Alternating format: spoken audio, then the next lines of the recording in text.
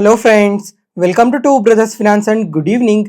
ಇವತ್ತಿನ market updates ಏನಂದರೆ, Sensex 535 points down ಆಗಿ 84,679 ಕ್ಲೋಸ್ ಆಗಿದೆ. ನಿಫ್ಟಿ 167 ಪಾಯಿಂಟ್ಸ್ ಡೌನ್ ಆಗಿ 25,860 ಕ್ಲೋಸ್ ಆಗಿದೆ.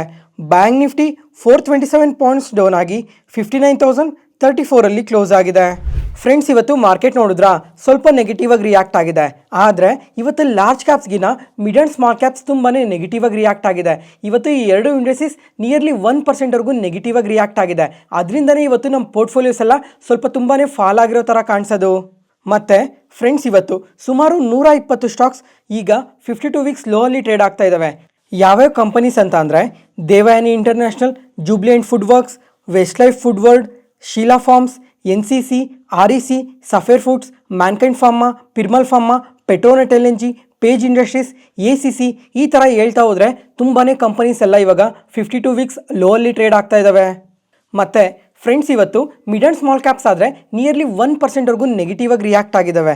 ಯಾವ್ಯಾವ ಕಂಪನೀಸ್ ಇವತ್ತು ತುಂಬ ಫಾಲ್ ಆಗಿದ್ದಾವೆ ಅಂತ ಚೆಕ್ ಮಾಡಿಕೊಂಡ್ರೆ, ಮಿಡ್ ಕ್ಯಾಪ್ಸಲ್ಲಿ PB Fintech, Swiggy, SAIL, Bharat Dynamics, BSE, Paytm, ಈ ಥರ ತುಂಬಾ ಕಂಪನೀಸ್ ಎಲ್ಲ 3 to 5%ವರೆಗೂ ಫಾಲ್ ಆಗಿದ್ದಾವೆ. ಅದಾದಮೇಲೆ ಸ್ಮಾಲ್ ಕ್ಯಾಪ್ಸಲ್ಲಾದರೆ Ola Electric, Hindustan Copper, Radico Khaitan, Neuland Laboratories, GRSE, ಈ ಥರ ತುಂಬಾ ಕಂಪನೀಸ್ ಎಲ್ಲ 2 to 3%ವರೆಗೂ ಫಾಲ್ ಆಗಿದ್ದಾವೆ. ಮತ್ತು ಫ್ರೆಂಡ್ಸ್, ಇವತ್ತು ನಮ್ಮ ಮಾರ್ಕೆಟ್ಸ್ ಈ ಥರ ನೆಗೆಟಿವ್ ಆಗಿ ರಿಯಾಕ್ಟ್ ಆಗೋದಕ್ಕೆ ಮೇಯ್ನಾಗಿ 3 ರೀಸನ್ಸ್ ಇದ್ದಾವೆ. ಅವನ್ನ ಪ್ರತಿಯೊಂದನ್ನು ಇವಾಗ ಡೀಟೇಲಾಗಿ ಮಾತಾಡ್ಕೊಳ್ಳೋಣ. ಅದರಲ್ಲಿ ಮೊದಲನೇದಾಗಿ ಬಂದು ಇವತ್ತು ನಿಫ್ಟಿ ವೀಕ್ಲಿ ಎಕ್ಸ್ಪೈರಿ, ಅದರಿಂದ ನಮ್ಮ ಮಾರ್ಕೆಟ್ಸ್ ಈ ಥರ ನೆಗೆಟಿವ್ ಆಗಿ ರಿಯಾಕ್ಟ್ ಆಗಿರ್ಬೋದು. ಅದಾದಮೇಲೆ ಇನ್ನೊಂದು ಮೇಯ್ನ್ ಇಂಪಾರ್ಟೆಂಟ್ ರೀಸನ್ ಏನು ಅಂತ ಅಂದರೆ, ಫ್ರೆಂಡ್ಸ್, ಇವಾಗ ಲಾಸ್ಟ್ 15 ಡೇಸಿಂದ ಕೂಡ ಮಾತಾಡ್ಕೊತಾನೆ ಬಂದ್ವಿ. ಎಗೇನೆಸ್ಟ್ ಡಾಲರ್ ರುಪಿ ಆದರೆ ಕಂಟಿನ್ಯೂಸ್ ಆಗಿ ಫಾಲ್ ಆಗ್ತಾನೆ ಇದೆ. ಇವತ್ತಾದರೆ $1 = 91 ರೂಪೀಸ್ 5 ಪೈಸಾಗೆ ರೀಚ್ ಆಗಿದೆ. ಫ್ರೆಂಡ್ಸ್, ಮಲ್ಟಿಪಲ್ ಟೈಮ್ಸೇ ಮೆನ್ಷನ್ ಮಾಡಿದ್ದೆ, ಈ ಥರ ಎಗೇನೆಸ್ಟ್ ಡಾಲರ್ ರುಪಿ ಏನಾದರೂ ಕಂಟಿನ್ಯೂಸ್ ಆಗಿ ವೀಕ್ ಆಗ್ತಾನೆ ಹೋದರೆ ಅದು ನಮ್ಮ ಮಾರ್ಕೆಟ್ಸ್ಗೆ ತುಂಬಾ ನೆಗೆಟಿವ್ ಆಗುತ್ತೆ. ಅದ್ರ ಜೊತೆಗೆ ಎಕಾನಮಿಗಂತೂ ಇದು ಇನ್ನೂ ತುಂಬ ನೆಗೆಟಿವ್ ಆಗುತ್ತೆ. ಈ 2025 ಎಗೇನೆಸ್ಟ್ ಡಾಲರ್ ರುಪಿ ಆದರೆ 6% ಫಾಲ್ ಆಗಿದೆ. ಪ್ರಪಂಚದಲ್ಲಿ ಯಾವ ಕರೆನ್ಸಿನೂ ಇಷ್ಟು ನೆಗೆಟಿವ್ ಆಗಿ ರಿಯಾಕ್ಟ್ ಆಗಿಲ್ಲ. ನಮ್ಮ ಇಂಡಿಯನ್ ರುಪಿ ಮಾತ್ರ ಈ ಥರ ಫಾಲ್ ಆಗಿದೆ. ಫ್ರೆಂಡ್ಸ್, ಈಗ ಮಲ್ಟಿಪಲ್ ಟೈಮ್ಸೇ ಮೆನ್ಷನ್ ಮಾಡಿದ್ದೆ, ಇವಾಗ ಏನಕ್ಕೆ ರುಪಿ ಈ ಥರ ಕಂಟಿನ್ಯೂಸ್ ಆಗಿ ಫಾಲ್ ಆಗ್ತಾ ಇದೆ ಅಂತ. ಇದಕ್ಕೆ ಮೇನ್ ರೀಸನ್ಸ್ ಏನಿದೆ ಅಂತಂದರೆ, ಮೊದಲನೇದಾಗಿ ಲಾಸ್ಟ್ 1 ಇಯರಿಂದ FIS ಆದರೆ ನಮ್ಮ ಮಾರ್ಕೆಟಿಂದ ಕಂಟಿನ್ಯೂಸ್ ಆಗಿ ಸೆಲ್ ಮಾಡ್ತಾನೆ ಇದ್ದಾರೆ. ಅದ್ರ ಜೊತೆಗೆ FPIs ಕೂಡ ನಮ್ಮ ಮಾರ್ಕೆಟಿಂದ ಸೆಲ್ ಮಾಡ್ತಾ ಇದ್ದಾರೆ. ಮತ್ತು ಡಾಲರ್ ಆದರೆ ತುಂಬಾ ಸ್ಟ್ರಾಂಗ್ ಆಗ್ತಾ ಇದೆ.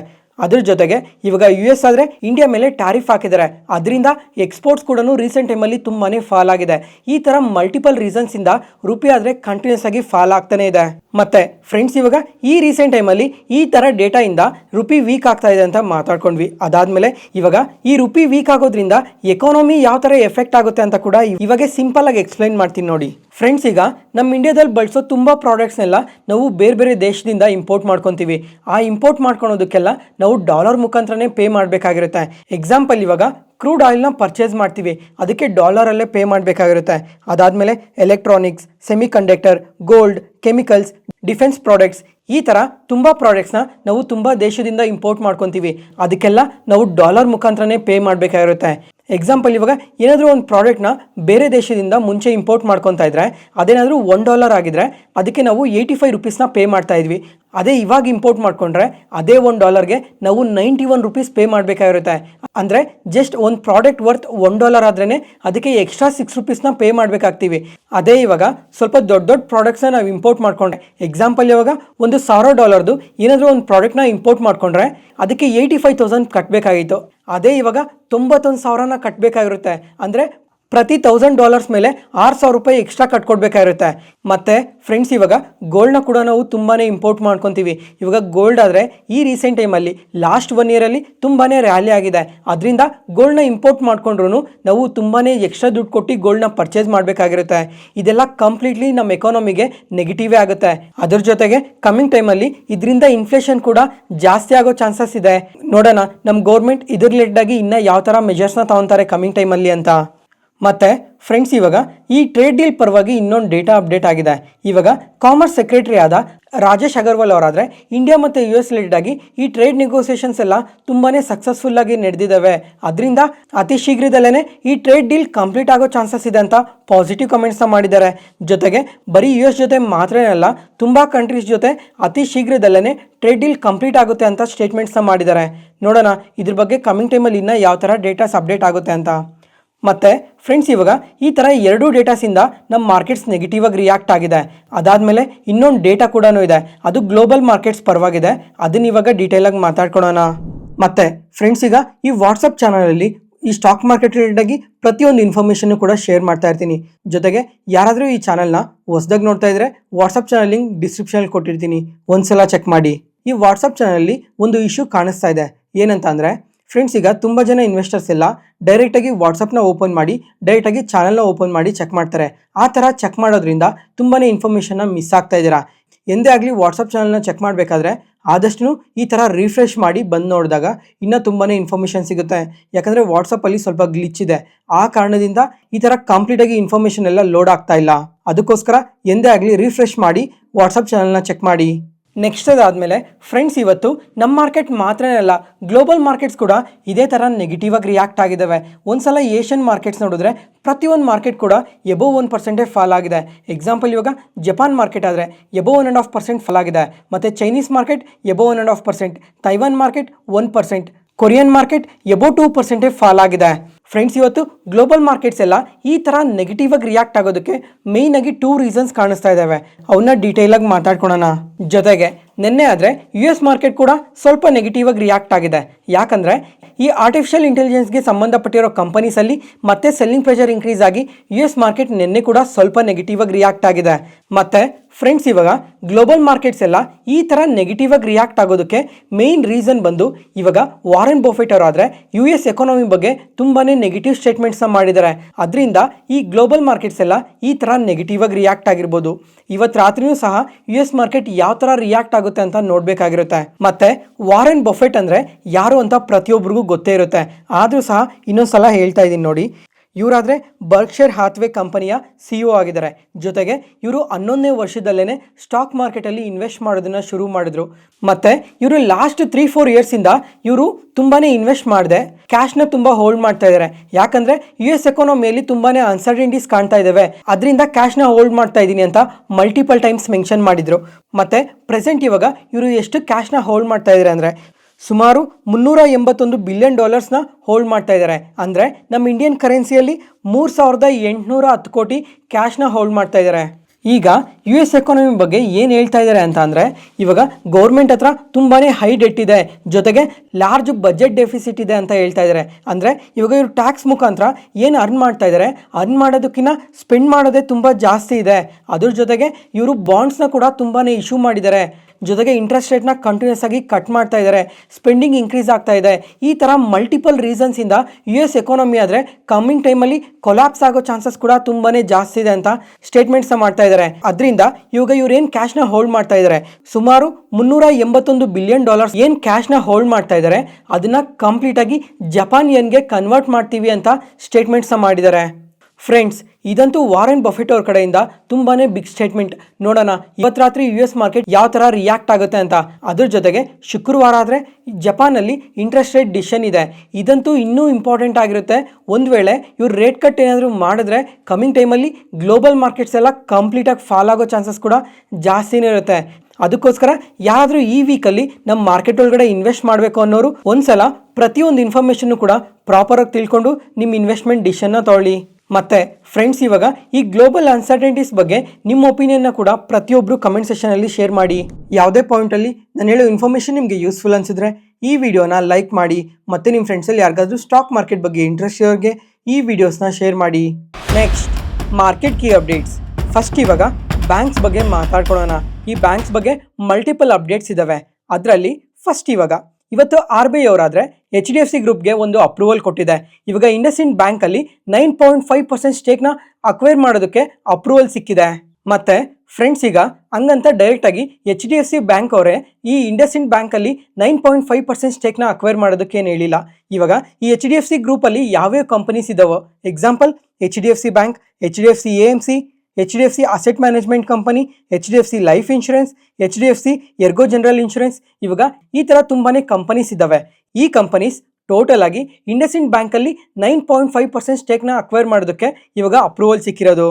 ಮತ್ತೆ ಪ್ರೆಸೆಂಟ್ ಈಗ ಈ HDFC ಅವರು ಈ ಇಂಡಸ್ಇಂಡ್ ಬ್ಯಾಂಕ್ ಅಲ್ಲಿ ಎಷ್ಟು ಇನ್ವೆಸ್ಟ್ ಮಾಡಿದ್ದಾರೆ ಅಂತ ನೋಡ್ಕೊಂಡ್ರೆ, HDFC ಮ್ಯೂಚುವಲ್ ಫಂಡ್ ಅವರು ಎಬೋ 4% ಸ್ಟೇಕ್ನ ಹೋಲ್ಡ್ ಮಾಡ್ತಾ ಇದ್ದಾರೆ. ಅಂದ್ರೆ ಇಂಡಸ್ಇಂಡ್ ಬ್ಯಾಂಕ್ ಅಲ್ಲಿ ಸುಮಾರು 2668 ಕೋಟಿ ಇನ್ವೆಸ್ಟ್ ಮಾಡಿದ್ದಾರೆ. ಮತ್ತೆ ಫ್ರೆಂಡ್ಸ್, ಇವಾಗ RBI ಅವರು ಅಪ್ರೂವಲ್ ಕೊಟ್ಟಿರೋದು ಮಾತ್ರನೇ, ಆದರೆ HDFC ಬ್ಯಾಂಕ್ ಅವ್ರಿಗೆ ಅವ್ರು ಡಿಸಿಷನ್ನ ತೊಗೊಳೋ ಚಾನ್ಸಸ್ ಕೂಡ ತುಂಬಾನೇ ಜಾಸ್ತಿ ಇದೆ. ಇವಾಗ ಅವ್ರಿಗೇನಾದ್ರೂ ಇಷ್ಟ ಇದ್ರೆ ಅವರು ಈ ಇಂಡಸ್ಇಂಡ್ ಬ್ಯಾಂಕ್ ಅಲ್ಲಿ ಇನ್ವೆಸ್ಟ್ ಮಾಡ್ಬೋದು. ಅವ್ರಿಗೇನಾದ್ರೂ ಇಷ್ಟ ಇಲ್ಲ ಅಂತಂದ್ರೆ ಯಾವುದೇ ತರ ಇನ್ವೆಸ್ಟ್ ಮಾಡೋ ಅಗತ್ಯ ಕೂಡ ಇರಲ್ಲ. ಮತ್ತೆ ಫ್ರೆಂಡ್ಸ್, ಇವಾಗ RBI ಅವರು ಈ ತರ ಅಪ್ರೂವಲ್ ಕೊಡೋದಕ್ಕೆ ಮೇನ್ ರೀಸನ್ ಏನು ಅಂತಂದ್ರೆ 2024 ಫೆಬ್ರವರಿಗಿನ್ನ ಮುಂಚೆ ಆದರೆ HDFC ಬ್ಯಾಂಕ್ ಮತ್ತೆ HDFC ಲಿಮಿಟೆಡ್ ಈ ಎರಡೂ ಕಂಪನೀಸ್ ಮರ್ಜ್ ಆದವು. ಮರ್ಜ್ ಆಗೋದಕ್ಕೂ ಮುಂಚೆ ಆದರೆ ಇವಾಗ ಇಂಡಿಯಾದಲ್ಲೇ ಇದೊಂದು ಲಾರ್ಜೆಸ್ಟ್ ಪ್ರೈವೇಟ್ ಬ್ಯಾಂಕ್ ಅಲ್ವಾ, ಅದರಿಂದ ತುಂಬಾನೇ ಬ್ಯಾಂಕ್ಸ್ ಅಲ್ಲೆಲ್ಲ ಇನ್ವೆಸ್ಟ್ ಮಾಡೋದಕ್ಕೆ RBI ಅವರು ಅಪ್ರೂವಲ್ ಕೊಟ್ಟಿದ್ರು. ಯಾವ್ಯಾವ ಬ್ಯಾಂಕ್ಸ್ ಅಂತ ಚೆಕ್ ಮಾಡಿದ್ರೆ IndusInd Bank, Axis Bank, Suryoday Small Finance Bank, ICICI Bank, Bandhan Bank, Yes Bank, ಈ ತರ ತುಂಬಾನೇ ಕಂಪನೀಸ್ ಅಲ್ಲಿ HDFC ಅವರೆಲ್ಲ ಇನ್ವೆಸ್ಟ್ ಮಾಡಿದ್ರು. ಆದ್ರೆ ಮರ್ಜರ್ ಆದ್ಮೇಲೆ ಆ ಇನ್ವೆಸ್ಟ್ಮೆಂಟ್ಸ್ ನ ತುಂಬಾನೇ ಕಮ್ಮಿ ಮಾಡಿದ್ದಾರೆ ಅಂತ ಅಪ್ಡೇಟ್ ಮಾಡಿದ್ದಾರೆ. ಅದಕ್ಕೋಸ್ಕರ ಇಂಡಸ್ಇಂಡ್ ಬ್ಯಾಂಕ್ ಅಲ್ಲಿ ಸ್ಟೇಕ್ ನ ಬೈ ಮಾಡೋದಕ್ಕೆ ಅಪ್ರೂವಲ್ ಕೊಟ್ಟಿದ್ದಾರೆ. ಆದ್ರೆ ಇನ್ವೆಸ್ಟ್ ಮಾಡ್ಬೇಕಾ ಬೇಡವಾ ಅನ್ನೋ ಡಿಸಿಷನ್ ಮಾತ್ರ HDFC ಅವ್ರ ಕೈಯಲ್ಲೇ ಇದೆ. ನೋಡೋಣ ಕಮಿಂಗ್ ಟೈಮಲ್ಲಿ HDFC ಅವ್ರು ಏನಾದ್ರು ಈ ಇಂಡಸ್ಇಂಡ್ ಬ್ಯಾಂಕ್ ಅಲ್ಲಿ ಇನ್ವೆಸ್ಟ್ ಮಾಡ್ತಾರಾ ಇಲ್ವಾ ಅಂತ. ಮತ್ತೆ ಈ ಇಂಡಸ್ ಬ್ಯಾಂಕ್ ಅಲ್ಲಾದ್ರೆ ತುಂಬಾನೇ ದೊಡ್ಡ ದೊಡ್ಡ ಕಂಪನೀಸ್ ಎಲ್ಲ ಇನ್ವೆಸ್ಟ್ ಮಾಡಿದ್ದಾರೆ.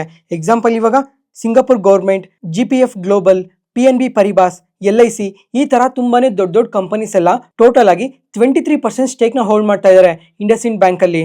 ಅದ್ರ ಜೊತೆಗೆ ಫ್ರೆಂಡ್ಸ್, ಈಗ ಇನ್ನೊಂದ್ಸಲ ನೆನಪಿಸ್ತಾ ಇದ್ದೀನಿ, ಈ ಡಿಸೆಂಬರ್ ಮಂತ್ ಕೊನೆಯಲ್ಲಿ ಬ್ಯಾಂಕ್ ನಿಫ್ಟಿ ರೀಬ್ಯಾಲೆನ್ಸಿಂಗ್ ಇದೆ. ಈ ತರ ರೀಬ್ಯಾಲೆನ್ಸಿಂಗ್ ಇರೋ ಕಾರಣದಿಂದ ಯೆಸ್ ಬ್ಯಾಂಕ್ ಮತ್ತೆ ಯೂನಿಯನ್ ಬ್ಯಾಂಕ್ ಈ ಬ್ಯಾಂಕ್ ನಿಫ್ಟಿ ಒಳಗಡೆ ಆಡ್ ಆಗುತ್ತೆ.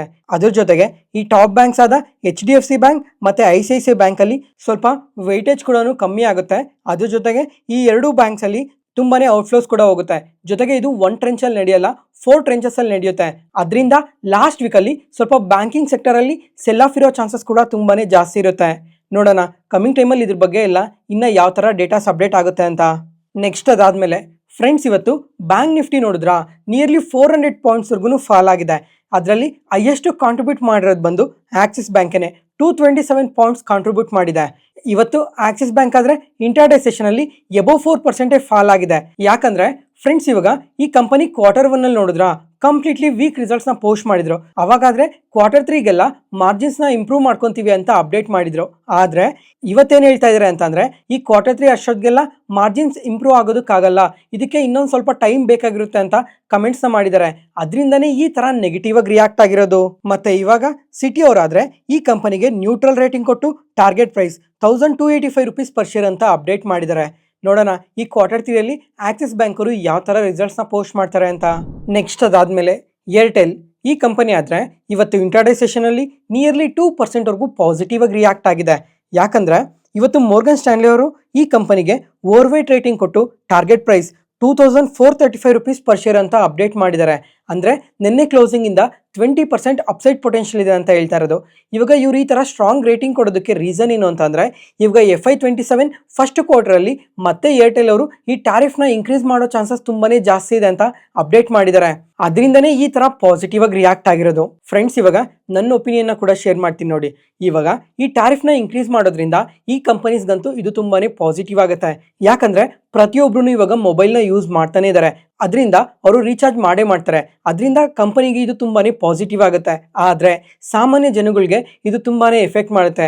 ಯಾಕಂದ್ರೆ ಇವರು ಪ್ರತಿ 6 ತಿಂಗಳಿಗೂ ವರ್ಷಕ್ಕೂ ಈ ತರ ರೀಚಾರ್ಜ್ ಪ್ರೈಸಸ್ನೆಲ್ಲ ಇನ್ಕ್ರೀಸ್ ಮಾಡ್ತಾ ಹೋದ್ರೆ ಅದು ತುಂಬಾನೇ ಎಫೆಕ್ಟ್ ಮಾಡುತ್ತೆ. ಅದ್ರ ಜೊತೆಗೆ ಈ ರೀಸೆಂಟ್ ಟೈಮಲ್ಲಿ ಏನ್ ಮಾಡ್ತಾ ಇದ್ದಾರೆ ಅಂತಂದ್ರೆ ಇವಾಗ ಕಸ್ಟಮರ್ಸ್ ಯಾವ ಪ್ಲಾನ್ ನ ತುಂಬಾನೇ ಚೂಸ್ ಮಾಡ್ತಾ ಇದ್ದಾರೆ. ಅಂದ್ರೆ ಇವಾಗ ಸ್ವಲ್ಪ ಕಮ್ಮಿ ಪ್ರೈಸ್ ಅಲ್ಲಿ ಯಾವ ಪ್ಲಾನ್ಸ್ ಇದಾವೆ ಆ ಪ್ಲಾನ್ಸ್ನೆಲ್ಲ ಕಂಪ್ಲೀಟ್ ಆಗಿ ರಿಮೂವ್ ಮಾಡ್ತಾ ಇದ್ದಾರೆ. ಈ ಸ್ಟ್ಯಾಂಡರ್ಡ್ ಪ್ಲಾನ್ಸ್ ಅಂತ ಏನಿದಾವೆ ಅವನ್ ಮಾತ್ರ ಇವಾಗ ಇರಿಸ್ತಾ ಇದ್ದಾರೆ. ಅಂದ್ರೆ ಎಕ್ಸಾಂಪಲ್ ರೀಚಾರ್ಜ್ ಮಾಡಂಗಿದ್ರೆ ಈ ಪ್ಲಾನ್ ನೇ ರೀಚಾರ್ಜ್ ಮಾಡಬೇಕು, ಇಲ್ಲಾಂದ್ರೆ ರೀಚಾರ್ಜ್ ಮಾಡೋ ಅವಶ್ಯಕತೆನೇ ಇಲ್ಲ. ಆ ತರ ಪ್ಲಾನ್ಸ್ನೆಲ್ಲ ತುಂಬಾನೇ ತರ್ತಾ ಇದ್ದಾರೆ. ಅದರಿಂದ ಸಾಮಾನ್ಯ ಜನಗಳಿಗೆ ಇದು ತುಂಬಾನೇ ಎಫೆಕ್ಟ್ ಮಾಡುತ್ತೆ. ಮತ್ತೆ ಫ್ರೆಂಡ್ಸ್, ಇವಾಗ ಈ ಜಿಯೋ ಪರವಾಗಿ ನನ್ನ ಒಪಿನಿಯನ್ ಶೇರ್ ಮಾಡ್ತೀನಿ ನೋಡಿ. ಜಿಯೋ ಅವರು ಒಂದು 6 to 8 ಮಂತ್ಸ್ ಬ್ಯಾಕ್ ಆದ್ರೆ ಈ ವ್ಯಾಲ್ಯೂ ಪ್ಯಾಕ್ ಅಂಡರ್ ಅಲ್ಲಿ 495 ರುಪೀಸ್ ಒಂದು ಪ್ಲಾನ್ ಇತ್ತು. ಅದರಲ್ಲಿ 84 ಡೇಸ್ ಅನ್ಲಿಮಿಟೆಡ್ ಕಾಲ್ಸ್ ಇತ್ತು, ಮತ್ತೆ 6 GB ಡೇಟಾನ ಕೂಡ ಪ್ರೊವೈಡ್ ಮಾಡ್ತಾ ಇದ್ರು. ಆದ್ರೆ ಇವಾಗ ಪ್ರೆಸೆಂಟ್ ಆ ಪ್ಲಾನೇ ಇಲ್ಲ. ಜೊತೆಗೆ ಮುಂಚೆ ಯಾವಾಗಾದ್ರೂ ಡೇಟಾ ಪ್ಯಾಕ್ ಏನಾದ್ರು ಕಂಪ್ಲೀಟ್ ಆದ್ರೆ 6 GB ಡೇಟಾ ಪ್ರೊವೈಡ್ ಮಾಡ್ತಾ ಇದ್ರು, ಅರೌಂಡ್ 48 to 50 ರುಪೀಸ್ ಹಂಗೆ. ಪ್ರೆಸೆಂಟ್ ಇವಾಗ ಆ ಪ್ಲಾನೇ ಇಲ್ಲ. ಜೊತೆಗೆ ಇವಾಗ ಏನೇನು ಡೇಟಾ ಪ್ಲಾನ್ಸ್ ಇದಾವೆ ಅವೆಲ್ಲ ಒಂದಿನಕ್ಕೆ, 2 ದಿನಕ್ಕೆ ಅಥವಾ 3 ದಿನಕ್ಕೆ, 1 ವಾರಕ್ಕೆ, 15 ದಿನಕ್ಕೆ ಈ ತರ ಡೇಟಾ ಪ್ಲಾನ್ ನಲ್ಲಿ ಕೂಡ ಲಿಮಿಟೆಡ್ ಡೇಸ್ ನ ತಂದಿದ್ದಾರೆ. ಅದರಿಂದ ಕೂಡ ಇದು ತುಂಬಾನೇ ಎಫೆಕ್ಟ್ ಮಾಡ್ತಾ ಇದೆ. ಇದೆಲ್ಲ ಏನಕ್ಕೋಸ್ಕರ ಮಾಡ್ತಾ ಇದ್ದಾರೆ ಅಂತಂದ್ರೆ, ಡೈರೆಕ್ಟ್ ಆಗಿ 899 ಪ್ಲಾನ್ ಅಥವಾ 999 ಪ್ಲಾನ್ ಏನಿದೆ ಇದನ್ನ ಡೈರೆಕ್ಟ್ ಆಗಿ ಪರ್ಚೇಸ್ ಮಾಡಿ. ಇದ್ರಲ್ಲಾದ್ರೆ ತುಂಬಾನೇ ಅನ್ಲಿಮಿಟೆಡ್ ಕಾಲ್ಸ್ ನ ಕೂಡ ಯೂಸ್ ಮಾಡಬಹುದು. ಪ್ರತಿದಿನ 2 or 3 GB ಡೇಟಾನ ಕೂಡ ಯೂಸ್ ಮಾಡೋ ತರನೇ ಡೈರೆಕ್ಟ್ ಪ್ಲಾನ್ ನ ತಂದ್ಬಿಟ್ಟಿದ್ದಾರೆ. ನೋಡೋಣ ಇನ್ನ ಕಮಿಂಗ್ ಟೈಮಲ್ಲಿ ಈ ರೀಚಾರ್ಜ್ ಕಾಸ್ಟ್ ಎಲ್ಲ ಎಷ್ಟು ಇನ್ಕ್ರೀಸ್ ಆಗುತ್ತೆ ಅಂತ. ಫ್ರೆಂಡ್ಸ್, ಇವಾಗ ಇದೇ ಥರ ನಿಮ್ಮ ಒಪಿನಿಯನ್ನ ಕೂಡ ಪ್ರತಿಯೊಬ್ಬರೂ ಕಮೆಂಟ್ ಸೆಷನಲ್ಲಿ ಕಮೆಂಟ್ ಮಾಡಿ. ನೆಕ್ಸ್ಟ್, ಅಟ್ಲಾಂಟಾ ಈ ಕಂಪನಿ ಆದರೆ ಇವತ್ತು 5% ಪಾಸಿಟಿವಲಿ ಸರ್ಕ್ಯೂಟ್ ಲಾಕ್ ಆಗಿದೆ. ಯಾಕಂದರೆ ಮುಂಬೈಯಲ್ಲಿ ಒಂದು 500 crores ರೀಡೆವಲಪ್ಮೆಂಟ್ ಪ್ರಾಜೆಕ್ಟ್ ಬಂದಿದೆ. ಅದರಿಂದನೇ ಈ ಥರ ಪಾಸಿಟಿವ್ ಆಗಿ ರಿಯಾಕ್ಟ್ ಆಗಿರೋದು. ಜೊತೆಗೆ ಈ ಕಂಪನಿ ಮಾರ್ಕೆಟ್ ಕ್ಯಾಪ್ ಬಂದೆ 300 crores ಇದೆ. ಅಂಥ ಕಂಪನಿಗೆ 500 crores ರೀಡೆವಲಪ್ಮೆಂಟ್ ಪ್ರಾಜೆಕ್ಟ್ ಬಂದಿದೆ ಅನ್ನೋ ಕಾರಣದಿಂದನೇ ಈ ಥರ ಪಾಸಿಟಿವ್ ಆಗಿ ರಿಯಾಕ್ಟ್ ಆಗಿರೋದು. ನೆಕ್ಸ್ಟ್ ಅದಾದಮೇಲೆ ಫ್ರೆಂಡ್ಸ್, ಇವತ್ತು ಈ ಫರ್ಟಿಲೈಸರ್ ಸ್ಟಾಕ್ಸ್ ನೋಡಿದ್ರಾ ತುಂಬಾನೇ ಪಾಸಿಟಿವ್ ಆಗಿ ರಿಯಾಕ್ಟ್ ಆಗಿದ್ದಾವೆ. ಅದರಲ್ಲೂ ಫರ್ಟಿಲೈಸರ್ಸ್ ಅಂಡ್ ಕೆಮಿಕಲ್ ಟ್ರಾವೆನ್ಕೋರ್ ಮತ್ತೆ ಪಾರ್ದಿಪ್ ಫಾಸ್ಫೇಟ್ಸ್ ಆದರೆ ನಿಯರ್ಲಿ 7% ವರೆಗೂ ಪಾಸಿಟಿವ್ ಆಗಿ ರಿಯಾಕ್ಟ್ ಆಗಿದೆ. ಅದ್ರ ಜೊತೆಗೆ ಚಂಬಲ್ ಫರ್ಟಿಲೈಸರ್, ಮದ್ರಾಸ್ ಫರ್ಟಿಲೈಸರ್ಸ್ ಈ ತರ ತುಂಬಾನೇ ಕಂಪನೀಸ್ ಇವತ್ತು 3 to 4% ವರೆಗೂ ಪಾಸಿಟಿವ್ ಆಗಿ ರಿಯಾಕ್ಟ್ ಆಗಿದ್ದಾವೆ. ಯಾಕಂದ್ರೆ ಇವತ್ತು ನಮ್ಮ ಫಿನಾನ್ಸ್ ಮಿನಿಸ್ಟರ್ ಆದ ನಿರ್ಮಲಾ ಸೀತಾರಾಮನ್ ಅವರು ಲೋಕಸಭೆಯಲ್ಲಿ ಮಾತಾಡ್ತಾ ಇವಾಗ ನೆಕ್ಸ್ಟ್ ಸೀಸನ್ಗೆಲ್ಲ ಫರ್ಟಿಲೈಸರ್ಸ್ ಎಲ್ಲ ತುಂಬಾನೇ ಅವೈಲಬಲ್ ಆಗಿದ್ದಾವೆ, ಅದರಿಂದ ಫರ್ಟಿಲೈಸರ್ಸ್ ಯಾವುದೇ ತರ ಶಾರ್ಟೇಜ್ ಫೇಸ್ ಮಾಡೋ ಅವಶ್ಯಕತೆ ಇಲ್ಲ ಅಂತ ಪಾಸಿಟಿವ್ ಕಮೆಂಟ್ಸ್ ಮಾಡಿದ್ದಾರೆ. ಜೊತೆಗೆ ಈ ಅಕ್ಟೋಬರ್ ಬಿಗಿನಿಂಗ್ ಅಲ್ಲಾದ್ರೆ 48 lakh ಮೆಟ್ರಿಕ್ ಟನ್ ಫರ್ಟಿಲೈಸರ್ಸ್ ಇತ್ತು, ಅದನ್ನ ಅಕ್ಟೋಬರ್ ಎಂಡ್ಗೆಲ್ಲ 68 lakh ಮೆಟ್ರಿಕ್ ಟನ್ಗೆ ರೀಚ್ ಆಗಿದೆ. ಅದರಿಂದ ಫರ್ಟಿಲೈಸರ್ಸ್ ಎಲ್ಲ ತುಂಬಾನೇ ಅವೈಲಬಲ್ ಆಗಿದೆ ಅಂತ ಸ್ಟೇಟ್ಮೆಂಟ್ಸ್ ಮಾಡಿದ್ದಾರೆ. ಅದರಿಂದನೇ ಈ ಫರ್ಟಿಲೈಸರ್ ಸ್ಟಾಕ್ಸ್ ಎಲ್ಲ ಈ ತರ ಪಾಸಿಟಿವ್ ಆಗಿ ರಿಯಾಕ್ಟ್ ಆಗಿರೋದು. ನೆಕ್ಸ್ಟ್ ಅದಾದ್ಮೇಲೆ ಫ್ರೆಂಡ್ಸ್, ಇವಾಗ SCPC ಈ ಕಂಪನಿ ಬಗ್ಗೆ ನಿನ್ನೆ ಮಾರ್ಕೆಟ್ ನ್ಯೂಸ್ ಅಲ್ಲೂ ಮಾತಾಡ್ಕೊಂಡಿದ್ವಿ. ನಿನ್ನೆ ಆದ್ರೆ ನಿಯರ್ಲಿ 10% ವರೆಗೂ ಪಾಸಿಟಿವ್ ಆಗಿ ರಿಯಾಕ್ಟ್ ಆಗಿತ್ತು. ಯಾಕಂದ್ರೆ ನಿನ್ನೆ nearly 3000 crore worth of order ಬಂದಿತ್ತು, ಅದರಿಂದ ಪಾಸಿಟಿವ್ ಆಗಿ ರಿಯಾಕ್ಟ್ ಆಗಿತ್ತು. ಮತ್ತೆ ಇವತ್ತು ಸಹ ನಮ್ಮ ಮಾರ್ಕೆಟ್ ಓಪನಿಂಗ್ ಟೈಮಲ್ಲೇ ಅಬೌವ್ 5% ಪಾಸಿಟಿವ್ ಆಗಿ ರಿಯಾಕ್ಟ್ ಆಗಿದೆ. ಯಾಕಂದ್ರೆ ಮತ್ತೆ ಇವತ್ತು 270 crores ವರ್ತ್ ಆಫ್ ಆರ್ಡರ್ ಬಂದಿದೆ, ಅದರಿಂದನೇ ಇವತ್ತು ಸಹ ಈ ತರ ಪಾಸಿಟಿವ್ ಆಗಿ ರಿಯಾಕ್ಟ್ ಆಗಿರೋದು. ಮತ್ತೆ ಈ ಕಂಪನಿ ಹತ್ರ ಆರ್ಡರ್ ಬುಕ್ ಆದ್ರೆ ಇವಾಗ ತುಂಬಾನೇ ಚೆನ್ನಾಗಿದೆ, ಅದರಿಂದ ಇವರಿಗೆ ಕಾನ್ಸ್ಟೆಂಟ್ ರೆವೆನ್ಯೂಸ್ ಅನ್ನೋದು ಬರ್ತಾನೆ ಇರುತ್ತೆ ಅಂತ ಇನ್ವೆಸ್ಟರ್ಸ್ ಕಾನ್ಫಿಡೆನ್ಸ್ ಕೂಡ ತುಂಬಾನೇ ಪಾಸಿಟಿವ್ ಆಗಿ ರಿಯಾಕ್ಟ್ ಆಗಿದೆ. ಅದರಿಂದನೇ ಈ ತರ ಪಾಸಿಟಿವ್ ಆಗಿ ರಿಯಾಕ್ಟ್ ಆಗಿರೋದು. ನೋಡೋಣ ಕಮಿಂಗ್ ಟೈಮಲ್ಲೂ ಈ ಕಂಪನಿ ಬಗ್ಗೆ ಇನ್ನ ಏನಾದರೂ ಅಪ್ಡೇಟ್ಸ್ ಬರ್ತಾವ ಅಂತ. ನೆಕ್ಸ್ಟ್ ಅದಾದ್ಮೇಲೆ ಫ್ರೆಂಡ್ಸ್, ಇವಾಗ ಇನ್ಶೂರೆನ್ಸ್ ರಿಲೇಟೆಡ್ ಆಗಿ ಇನ್ನೊಂದು ಅಪ್ಡೇಟ್ ಬಂದಿದೆ. ಈಗ ನಮ್ಮ ಇಂಡಿಯನ್ ಗೌರ್ಮೆಂಟ್ ಆದ್ರೆ ಹೊಸ ಇನ್ಶೂರೆನ್ಸ್ ಲಾ ಅಮೆಂಡ್ಮೆಂಟ್ ಬಿಲ್ನ ತರ್ತಾ ಇದ್ದಾರೆ. ಇದರಲ್ಲಿ ಮೇನ್ ಆಗಿ ಏನೇನ ಚೇಂಜಸ್ ಮಾಡ್ತಾ ಇದ್ದಾರೆ ಅಂತ ಅಂದ್ರೆ, ಇವಾಗ ಮುಂಚೆ ಈ FDI ಲಿಮಿಟ್ ಅಂದ್ರೆ ಇನ್ಶೂರೆನ್ಸ್ ಕಂಪನೀಸ್ ಅಲ್ಲಿ ಫಾರಿನ್ ಡೈರೆಕ್ಟ್ ಇನ್ವೆಸ್ಟ್ಮೆಂಟ್ ಲಿಮಿಟ್ಸ್ 74% ಇತ್ತು, ಅದನ್ನ ಇವಾಗ 100%ಗೆ ಇನ್ಕ್ರೀಸ್ ಮಾಡ್ತಾ ಇದೀವಿ ಅಂತ ಅಪ್ಡೇಟ್ ಮಾಡಿದ್ದಾರೆ. ಫ್ರೆಂಡ್ಸ್, ಇವಾಗ ಇದೊಂಥರ ಪಾಸಿಟಿವ್ ಕೂಡ ಆಗುತ್ತೆ, ಒಂದು ಸ್ವಲ್ಪ ನೆಗೆಟಿವ್ ಕೂಡ ಆಗುತ್ತೆ. ಯಾವ ಥರ ಅಂತಂದರೆ, ಇವಾಗ ಫಾರಿನ್ ಕಂಪನೀಸ್ ಏನಾದರೂ ಇಂಡಿಯನ್ ಇನ್ಶೂರೆನ್ಸ್ ಕಂಪನೀಸ್ ಅಲ್ಲಿ ಕಂಪ್ಲೀಟ್ ಆಗಿ ಸ್ಟೇಕ್ನ ಅಕ್ವೈರ್ ಮಾಡಾಕಿದ್ರೆ ಅವರೇ ಹೊಸದಾಗಿ ರೂಲ್ಸ್ನ ತರೋದಾಗ್ಲಿ ಅಥವಾ ಇನ್ಶೂರೆನ್ಸ್ ಪಾಲಿಸೀಸ್ ಅಲ್ಲಿ ಪ್ರೈಸಸ್ನ ಇನ್ಕ್ರೀಸ್ ಮಾಡೋದಾಗ್ಲಿ ಈ ಥರ ತುಂಬಾನೇ ಚೇಂಜಸ್ನ ತರ್ತಾರೆ. ಇದೊಂದು ಸ್ವಲ್ಪ ನೆಗೆಟಿವ್ ಆಗುತ್ತೆ. ಅದು ಬಿಟ್ರೆ ಇಂಡಿಯನ್ ಇನ್ಶೂರೆನ್ಸ್ ಕಂಪನೀಸ್ ಏನಿದಾವೆ ಈ ಕಂಪನೀಸಲ್ಲಿ ಇನ್ನೂ ಸ್ವಲ್ಪ ಜಾಸ್ತಿ ಇನ್ವೆಸ್ಟ್ ಮಾಡಿ ಒಳ್ಳೆ ಒಳ್ಳೆ ಪಾಲಿಸೀಸ್ನ ತಂದು ಅವನ್ನ ಪ್ರತಿಯೊಬ್ಬರಿಗೂ ರೀಚ್ ಆಗೋ ಥರ ಮಾಡಿದ್ರೆ ಅದು ಇನ್ಶೂರೆನ್ಸ್ ಕಂಪನೀಸ್ಗೂ ಪಾಸಿಟಿವ್ ಆಗುತ್ತೆ, ಜೊತೆಗೆ ಜನಗಳಿಗೂ ಕೂಡ ತುಂಬ ಪಾಸಿಟಿವ್ ಆಗುತ್ತೆ. ನೋಡೋಣ ಇವಾಗ ಈ ಥರ FDI ಲಿಮಿಟ್ನ ಇನ್ಕ್ರೀಸ್ ಮಾಡೋದ್ರಿಂದ ಕಮಿಂಗ್ ಟೈಮಲ್ಲಿ ಯಾವ್ಯಾವ ಥರ ಚೇಂಜಸ್ ಎಲ್ಲ ಬರುತ್ತೆ ಅಂತ. ಮತ್ತೆ ಫ್ರೆಂಡ್ಸ್, ಈಗ ಈ ಹೊಸ ಇನ್ಶೂರೆನ್ಸ್ ಬಿಲ್ಲಲ್ಲಿ ಇನ್ಶೂರೆನ್ಸ್ ಏಜೆಂಟ್ಸ್ನ ಕಮಿಷನ್ ಮೇಲೆ ಸ್ವಲ್ಪ ಕ್ಯಾಪಿಂಗ್ನ ತರೋ ಚಾನ್ಸಸ್ ಕೂಡ ತುಂಬಾನೇ ಜಾಸ್ತಿ ಇದೆ. ಅದರಿಂದನೇ ಇವತ್ತು ಪಾಲಿಸಿ ಬಜಾರ್ ಸ್ಟಾಕ್ ನೋಡಿದ್ರ ಇಂಟ್ರಾಡೇ ಸೆಷನ್ ಅಲ್ಲಿ ಅಬೌವ್ 5% ನೆಗೆಟಿವ್ ಆಗಿ ರಿಯಾಕ್ಟ್ ಆಗಿದೆ. ಈಗ ಮಲ್ಟಿಪಲ್ ಟೈಮ್ಸ್ ಮೆನ್ಷನ್ ಮಾಡಿದೆ, ಪಾಲಿಸಿ ಬಜಾರ್ ಅವರಾದ್ರೆ ಇನ್ಶೂರೆನ್ಸ್ ಕಂಪನೀಸ್ಗೆ ಮಾಡ್ತಾರೆ, ಜಸ್ಟ್ ಇವರು ಪ್ಲಾಟ್ಫಾರ್ಮ್ ನ ಮಾತ್ರನೇ ಪ್ರೊವೈಡ್ ಮಾಡ್ತಾರೆ, ಅದರಿಂದ ಇವ್ರಿಗೆ ತುಂಬಾನೇ ಕಮಿಷನ್ ಬರೋದು. ಇವಾಗ ಈ ಕಮಿಷನ್ ಮೇಲೆ ಕೂಡ ಸ್ವಲ್ಪ ಕ್ಯಾಪಿಂಗ್ ನ ತರ್ತೀವಿ ಅಂತ ಅಪ್ಡೇಟ್ ಮಾಡಿರೋ ಕಾರಣದಿಂದನೇ ಈ ತರ ನೆಗೆಟಿವ್ ಆಗಿ ರಿಯಾಕ್ಟ್ ಆಗಿರೋದು. ನೋಡೋಣ ಈ ಹೊಸ ಇನ್ಶೂರೆನ್ಸ್ ಬಿಲ್ ಅಲ್ಲಿ ಇನ್ನ ಏನೇನ್ ಚೇಂಜಸ್ ನ ತರ್ತಾರೆ ಅಂತ. ನೆಕ್ಸ್ಟ್ ಅದಾದ್ಮೇಲೆ ಅಯಾನ್ ಎಕ್ಸ್ಚೇಂಜ್ ಈ ಕಂಪನಿ ಆದರೆ ಇವತ್ತು ನಿಯರ್ಲಿ 5% ಪಾಸಿಟಿವ್ ಆಗಿ ರಿಯಾಕ್ಟ್ ಆಗಿದೆ. ಯಾಕಂದರೆ ಈ ಕಂಪನಿಗೆ 2 ಆರ್ಡರ್ಸ್ ಬಂದಿದೆ. ಒಂದು ರಾಯ್ಸಾನ್ ಎನರ್ಜಿಯಿಂದ 95 ಕ್ರೋರ್ಸ್ ಆರ್ಡರ್ ಬಂದಿದೆ. ಅದಾದಮೇಲೆ ಐನಾಕ್ಸ್ ಸೋಲಾರಿಂದ 110 ಕ್ರೋರ್ಸ್ ಆರ್ಡರ್ ಬಂದಿದೆ. ಏನಕ್ಕೋಸ್ಕರ ಅಂತ ಅಂದರೆ ಈ ವೇಸ್ಟ್ ವಾಟರ್ ಟ್ರೀಟ್ಮೆಂಟ್ಗೋಸ್ಕರ ಅಂತ ಎಕ್ಸ್ಚೇಂಜ್ ಫೈಲಿಂಗಲ್ಲಿ ಅಪ್ಡೇಟ್ ಮಾಡಿದ್ದಾರೆ. ಅದರಿಂದನೇ ಈ ಥರ ಪಾಸಿಟಿವ್ ಆಗಿ ರಿಯಾಕ್ಟ್ ಆಗಿರೋದು. ನೆಕ್ಸ್ಟ್ ಅದಾದಮೇಲೆ ಫ್ರೆಂಡ್ಸ್, ಇವತ್ತು ಈ ಫುಡ್ ಡೆಲಿವರಿ ಕಂಪನೀಸ್ ಆದ ಸ್ವಿಗ್ಗಿ ಮತ್ತು ಝೊಮ್ಯಾಟೊ ಆದರೆ ನಿಯರ್ಲಿ 5% ಫಾಲ್ ಆಗಿದೆ. ಇದಕ್ಕೆ ಮೇನ್ ರೀಸನ್ ಬಂದು ಇವಾಗ ಝೊಮ್ಯಾಟೊ ಆದರೆ ಈ ಫುಡ್ ಡೆಲಿವರಿ ಸೆಗ್ಮೆಂಟಲ್ಲಿ ಕಂಟಿನ್ಯೂಸ್ ಆಗಿ ಮಾರ್ಕೆಟ್ ಶೇರ್ ಲಾಸ್ ಆಗ್ತಾ ಇದೆ ಅಂತ UBS ಅವರು ಅಪ್ಡೇಟ್ ಮಾಡಿದ್ದಾರೆ. ಇದರಿಂದ ನಿಯರ್ಲಿ 5% ನೆಗೆಟಿವ್ ಆಗಿ ರಿಯಾಕ್ಟ್ ಆಗಿದೆ. ಅದ್ರ ಜೊತೆಗೆ ಇವಾಗ ಝೆಪ್ಟೋ ಅವರಾದರೆ ನೆಕ್ಸ್ಟ್ ವೀಕಲ್ಲಿ IPOಗೆ ಪೇಪರ್ಸ್ನ ಫೈಲ್ ಮಾಡ್ತಾ ಇದ್ದೀವಿ ಅಂತ ಕೂಡ ಅಪ್ಡೇಟ್ ಮಾಡಿದ್ದಾರೆ. ಅದರಿಂದ ಈ ಎರಡು ಕಂಪನೀಸಲ್ಲಿ ಸ್ವಲ್ಪ ಸೆಲ್ಲಿಂಗ್ ಪ್ರೆಷರ್ ಇನ್ಕ್ರೀಸ್ ಆಗಿ ಈ ಥರ ನೆಗೆಟಿವ್ ಆಗಿ ರಿಯಾಕ್ಟ್ ಆಗಿದೆ. ನೋಡೋಣ ಕಮಿಂಗ್ ಟೈಮಲ್ಲೂ ಇದೇ ಥರ ಸೆಲ್ ಆಫ್ ಕಂಟಿನ್ಯೂ ಆಗುತ್ತಾ ಇಲ್ವಾ ಅಂತ. ಇವತ್ತಿಗೆ ಅಪ್ಡೇಟ್ಸ್ ಮುಗೀತು. ಈ ವಿಡಿಯೋ ಇಷ್ಟ ಆದರೆ ಲೈಕ್ ಮಾಡಿ, ಶೇರ್ ಮಾಡಿ, ಸಬ್ಸ್ಕ್ರೈಬ್ ಆಗಿ. ಮತ್ತೆ ನಾಳೆ ಹೊಸ ಸ್ಟಾಕ್ ಮಾರ್ಕೆಟ್ ನ್ಯೂಸ್ ಅನಾಲಿಸಿಸ್ ವಿಡಿಯೋಲಿ ಸಿಗೋಣ. ನಾನು ಹೇಳಿದ ಇನ್ಫಾರ್ಮೇಷನಲ್ಲಿ ಯಾವುದೇ ಥರ ಡೌಟ್ ಇದ್ದರೂ ಕಮೆಂಟ್ ಸೆಷನಲ್ಲಿ ಕಮೆಂಟ್ ಮಾಡಿ. ಪ್ರತಿಯೊಂದು ಕಮೆಂಟ್ಗೂ ರಿಪ್ಲೈ ಕೊಡ್ತೀನಿ. Thank you.